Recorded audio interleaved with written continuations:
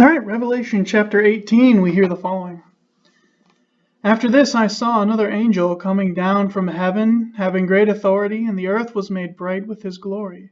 And he called out with a mighty voice, Fallen, fallen is Babylon the Great! She has become a dwelling place for demons, a haunt for every unclean spirit, a haunt for every unclean bird, a haunt for every unclean and detestable beast. For all nations have drunk the wine of the passions of her sexual immorality, and the kings of the earth have committed immorality with her, and the merchants of the earth have grown rich from the power of her luxurious living. Then I heard another voice from heaven saying, Come out of her, my people, lest you take part in her sins, lest you share in her plagues. For her sins are heaped high as heaven, and God has remembered her iniquities. Pay her back as she herself has paid back others, and repay her double for her deeds. Mix a double portion for her in the cup she mixed.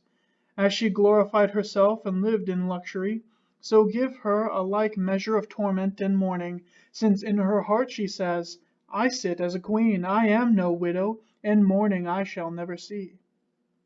For this reason her plagues will come in a single day, death and mourning and famine, and she will be burned up with fire. For mighty is the Lord God who has judged her. And the kings of the earth who committed sexual immorality and lived in luxury with her will weep and wail over her when they see the smoke of her burning.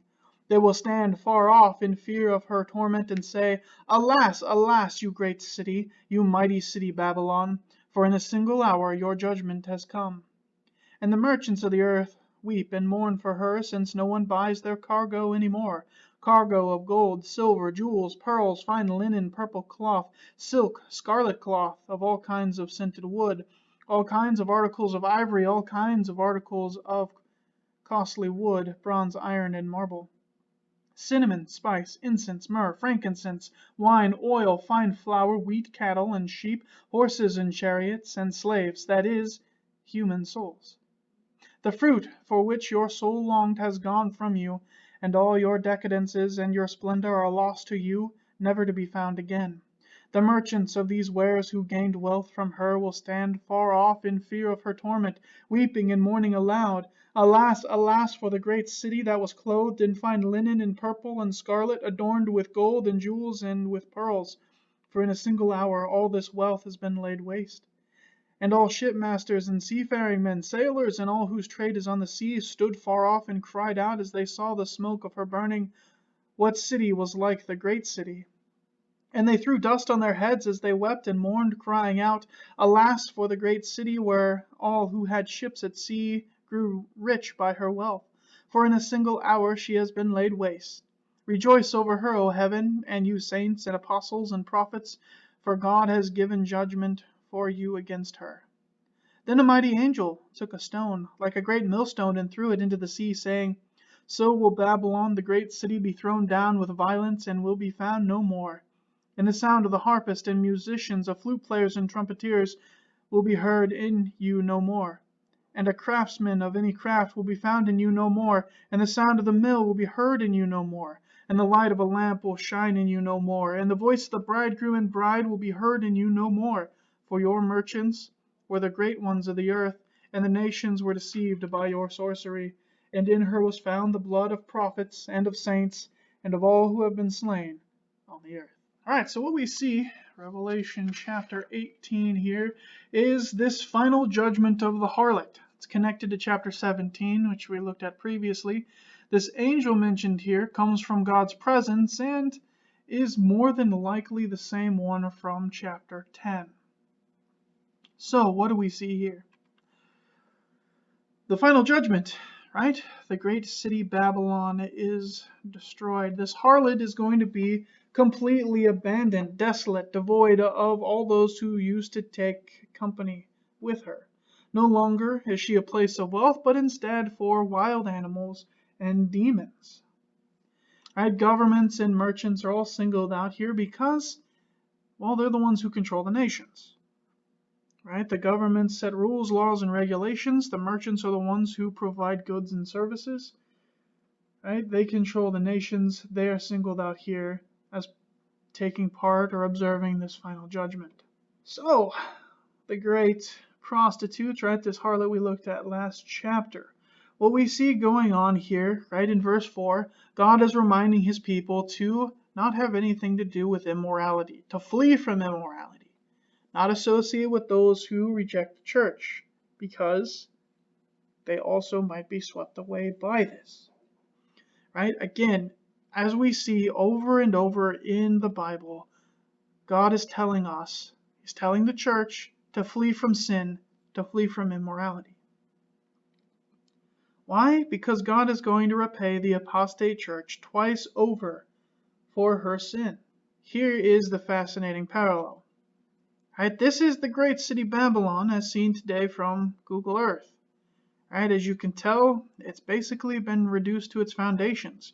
You can see where the great temple or great palace complex was, right, with all of those flat foundation areas, right?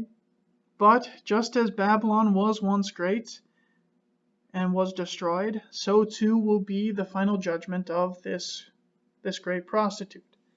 Right? Her end is going to be swift. Just as it happened to Babylon, who also proclaimed it would last forever, right? God is going to judge the false church, and she's going to be destroyed in the lake of fire. And so it is that we see, right, the kings, the merchants of the earth, they're going to cry out as they watch the destruction of this great prostitute. They're going to mourn her loss because their livelihood is destroyed as well with her destruction. Again, we've seen this before. If you take a look at Ezekiel chapter 27 in the destruction of the great city of Tyre, right, the kings lament in their horror, the merchants turn away in repugnance, right, the mariners abandon their ships. This is the way that the world works. The reason that this becomes important is because the parts of the world that are not under control of the beast, they're afraid they're going to be swept away as well. Right? The kings cry out over the loss of, as it were, their lover, right? This great prostitute, because it's from her that they gain their power. And because she was cut down because of her sin, they know that they too are going to have to pay for theirs. Right? The merchants, they're singled out. They weep because their goods are worthless. They no longer can take advantage of the fruits of her passion. Right? Her wealth is gone. Their wealth is gone. In a single hour, a single moment, right? The suddenness of this ruin is going to be one that no one expected, no one prepared for. And so it is that we see this great and mighty angel again. This angel is a noteworthy one, right? He waits in God's presence for God's instruction. What's interesting, though, is how these angels interact with the earth. The saints rejoice in heaven because the wickedness of the world is at an end, and we see this mighty angel take an active role in carrying that out. Right? We've talked about how there are 5 angels that are mentioned as being mighty in the book of Revelation, right?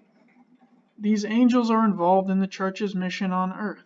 They protect the church, and here at the end, they announce the final judgment of the enemies of the church. What we see happen is this mighty angel takes up a stone like a great millstone. Now, in case you don't know what a millstone is, I got a picture of it for you. This is a millstone. Notice, giant stone, normally with a hole in the center so that you can put some kind of a lever or stick through it.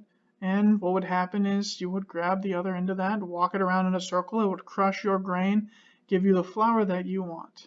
What we see happening here is as the angel grabs this great millstone, right? These angels represent God and his connection to the saints on earth. The reason that he picks up this millstone is, well, because it's a big, heavy rock.